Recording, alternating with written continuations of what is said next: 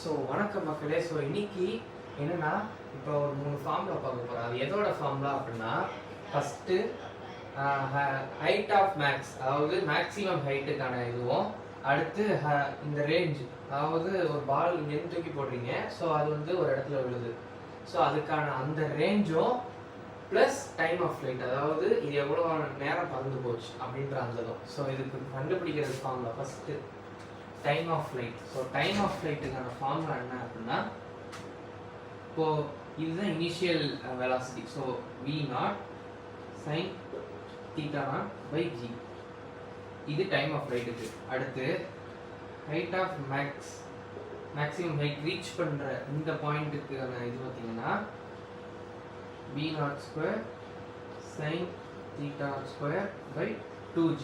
ஓகேவா?